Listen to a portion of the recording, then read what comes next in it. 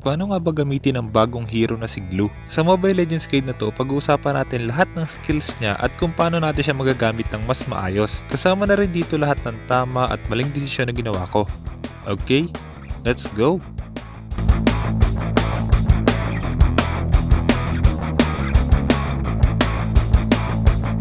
Mega kill! Double kill!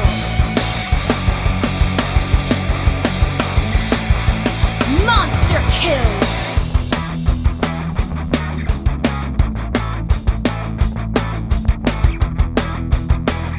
An enemy has been slain! An enemy has been slain! Here we go! Help me! Help me!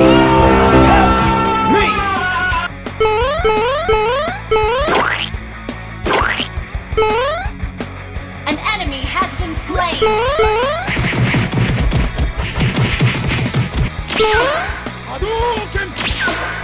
Holy moly!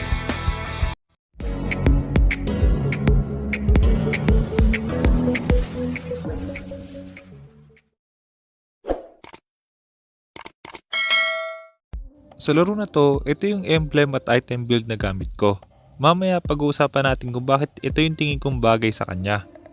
Pagdating naman sa skills ni Gloo, ang passive niya, tuwing tumatama yung mga skills nyo sa kalaban, magkakaroon sila ng mark. Mas lumiliit yung damage na kayang i-deal ng kalaban kay Gloo kapag mas marami silang mark. Maliban doon, meron din yung kasamang slow.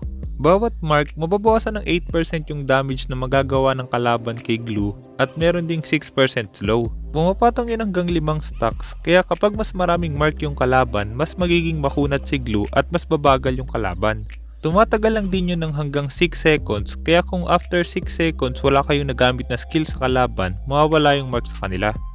Pagdating naman sa first skill ni Gloo, papalo siya sa isang location tapos mag-iiwan siya ng bomba. After 3 seconds, puputok yung bomba na yon. Pero pwede mong mapaputok ng mas mabilis yun kapag dumikit si Gloo. Magdidil yun ng damage sa paghampas at sa pagsabog, pero kapag tinamaan sila ng sabog, hindi rin sila makakagalaw.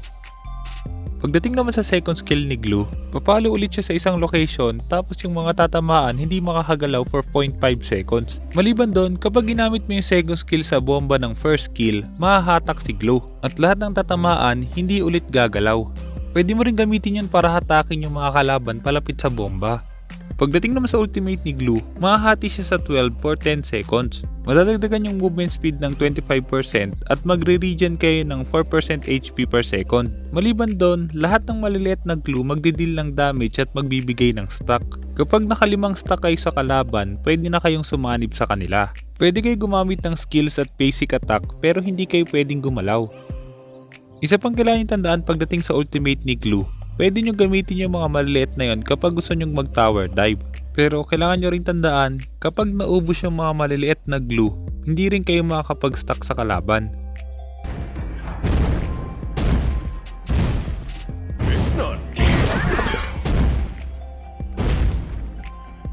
Pagdating naman sa laro na to, dahil nga kaya agad tumangkin ng Gloo sa early game basta meron kayong stack, kaya pwede nating i-delay yung kalaban.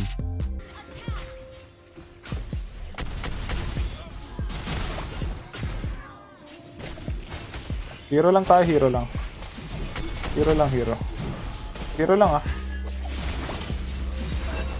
May patay.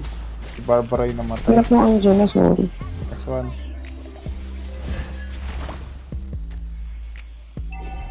Level 2 na ako.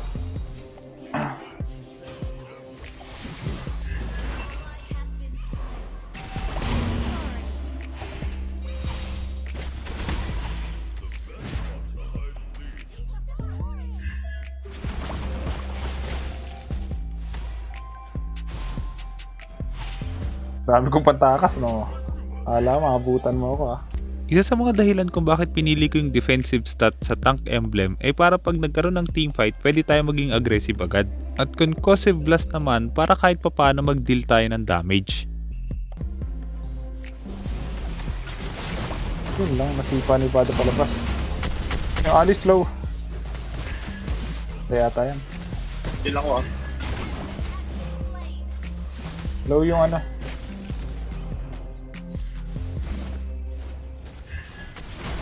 Okay. Ako nakakuha. Ako nakakuha ng turtle. Pagdating naman sa paggamit kay Gloo, napaka-importante ng first at second skill niya. Hanggat maaari, kung gagamitin niyo yung second skill, dapat meron ng first skill. Dahil nga hindi ganun ka-effective ang second skill kung walang first skill, kaya hindi niyo dapat basta-basta gamitin yon.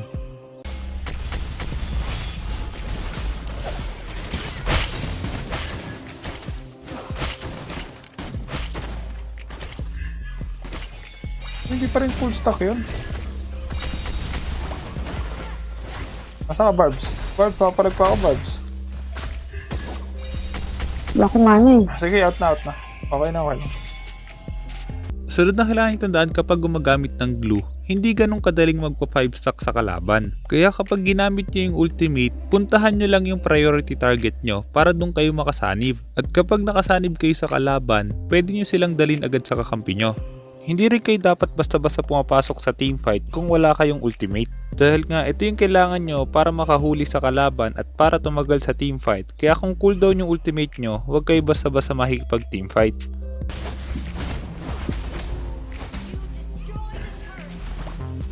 Awa pa. Hindi na sila. Wala pa ulti, 3 seconds. Sige. Akin yun, pinato ko.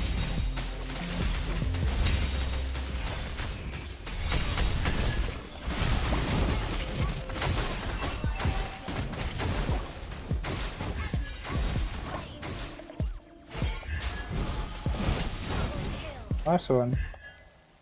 Isa pang kailangan nyo tandaan sa ultimate ni Gloo, kapag nakasanib kayo sa kalaban, babalik yung 30% ng buhay nyo. Pero kailangan nyo rin tandaan, pwede kayong mamatay kahit nakasanib kayo sa kalaban. Kaya kung dadali na kayo ng kalaban sa tower, umalis na lang kayo. Pwede nyo tanggalin yung pagkakasanib sa kalaban pag pinindot nyo ulit yung ultimate. Isa pang advantage ni Gloo, kayang-kaya niyang mang-zone ng kalaban. Kaya hanggat maaari, dapat maximize natin yon para mas madali tayong makakuha ng objective. Yung Lance sa zone ko, kayo na bala sa Atlas ha. Manib na yung Jela sa Lance. Nice one. Pwede yan ha. Tara. Lag tayo. Clint ha, Clint. Clint ha.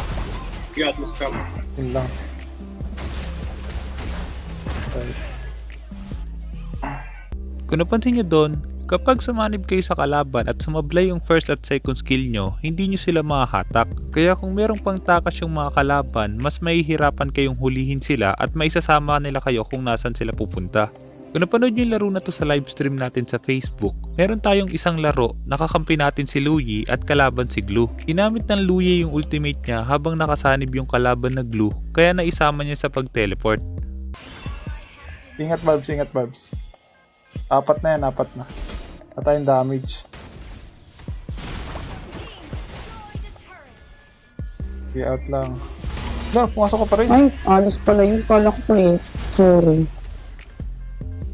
Sige, okay lang. Magkakablo siya oh.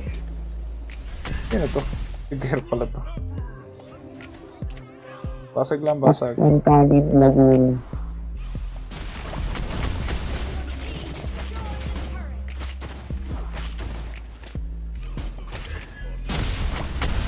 Ito mo talaga akong kalaban ha. Masanib ako. Ikaw makasanib. Kulang sa stock. Patay ako. Kulang ako sa stock eh. At dahil hindi tayo nakasanib sa kalaban, kaya mas madali tayong namatay. Pagdating naman sa item build, kaya ito yung item build na tingin kong bagay kay Gloo. Una, magandang buuin agad yung mas sa kanya para mayroong additional movement speed na pwede nyo rin gamitin kahit naka-ultimate kayo. Curse Helmet naman para kapag nakasanib kayo sa kalaban, nakakapag-deal pa rin kayo ng damage. Yung tatlong huling item pwede nyo pa rin palitan depende sa sitwasyon, pero maganda yung Dominance Ice para may slow, Oracle naman para sa sustain, at Brute Force para sa additional movement speed. Pero kailangan nyo rin tandaan na dahil bagong hero pa lang si Gloo, kailangan pa natin ng konting experience para malaman kung ano ba yung mas bagay na item, emblem, pati na rin spell sa kanya. Sabilo. Pinasok ako ah. Kaya. Saniban ko to. Saniban niya. Okay na yan. Out na.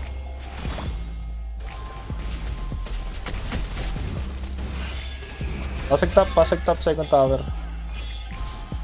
15 seconds ulti ko.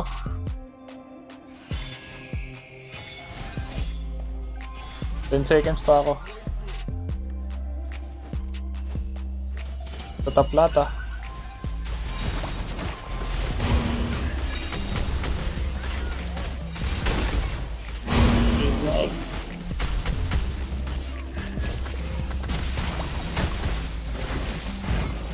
That's one.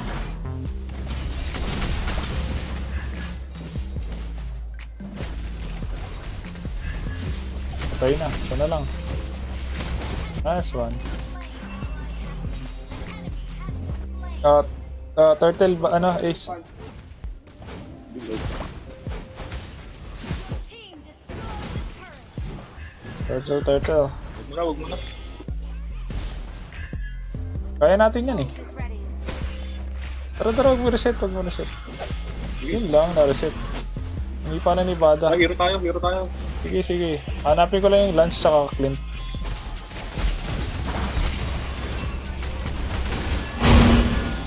Busyan. Oh, patay. Double kill. Well played. Bakit kasi pumapasok ka mag-isa, Buds?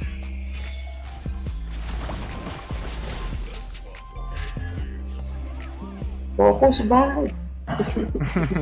Di ba makapokus si Bada? Dito yung Lance sa isa. Tayo. Ay, bakit ka nag-lord? Dito. Yun lang. Sorry po.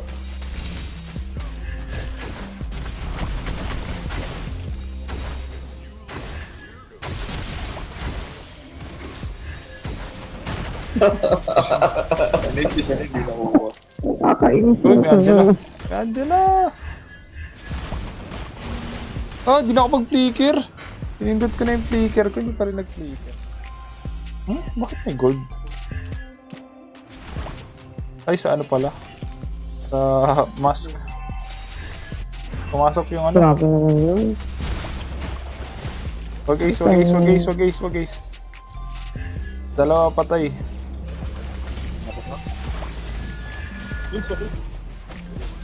Baka pumasok si Ibada. At kayo pumapasok.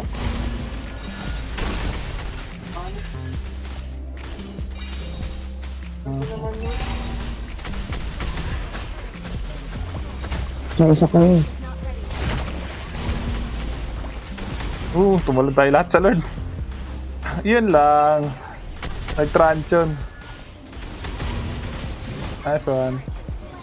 Nice one. Ubusyan. Wala na second skill. Yun lang. Wala, Lord na lang kaya. Lalasity ng Lance yan. Ayan yung Lance. Yun lang. Sabi sa inyo, lalasity ng Lance eh. Clint tayo. Ubusin nyo para ano. May blue pa isa. Hirap agawan kasi yun.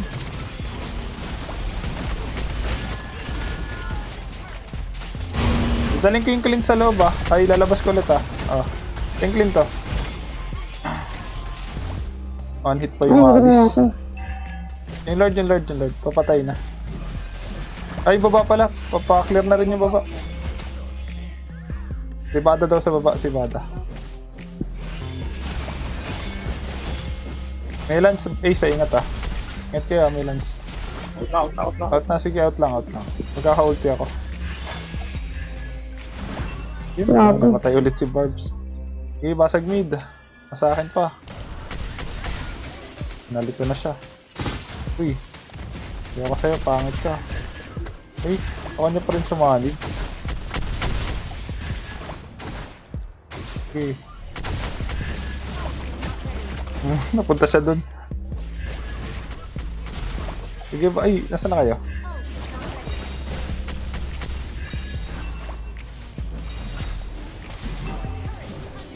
Mid. Back. Patay, Ay, kung GG. alis. May Lord pa oh. Umabot yung Lord sa tower. Nice one, boy pa si Khalid. Mapalag pa rin. Grabe talaga si Gaher dun eh oh. Mapalag pa rin eh. Boy pa rin siya eh oh. Ace per skill.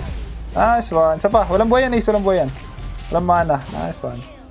Kaya tayo bumasag, kaya tayo bumasag.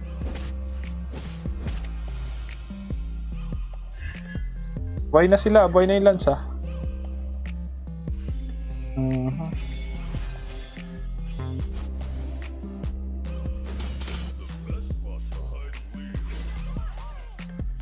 Magre-red.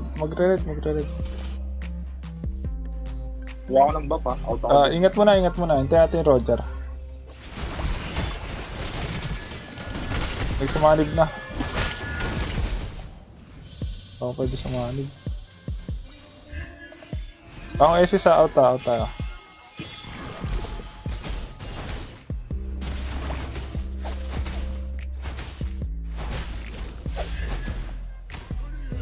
Yun.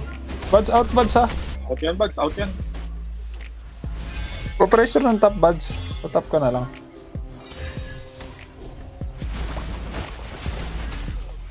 Ginawa na naman si Barbara.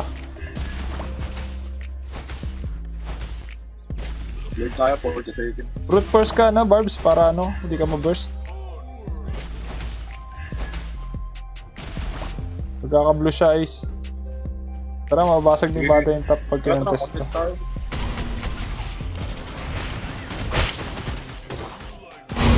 Bakit Atlas ka? Okay, Atlas lang yan, tara. Sige, tara. Stun to. Flicker na. Okay, out, nag-flicker na siya. Sige. Magaling na lang ka. Tumagin ka. Uy, out. Wala na buhay, patay na. Nice one, Jela. Resist na ulit ako. Angela, patay na. Nice one. Yung Clint ah.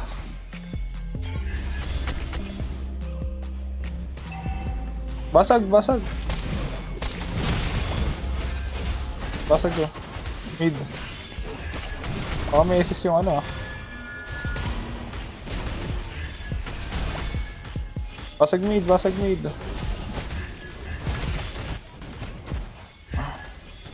Uy, pumasok si Barbara. Patay. Nag-dash in to. Sige, end lang. Taon ko sila sa likod. Uy, nasisan ako. Nice one. Sana may natutunan ka sa guide na yon, at kung meron kang guide na gusto ipagawa, i-comment mo lang sa baba at susubang gumawa ng guide tungkol doon.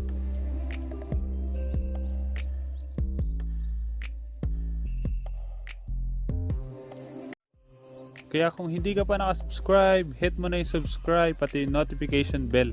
Basta lagi mo lang tatandaan, kung gusto mo mag-improve, just master the basics. I'm out.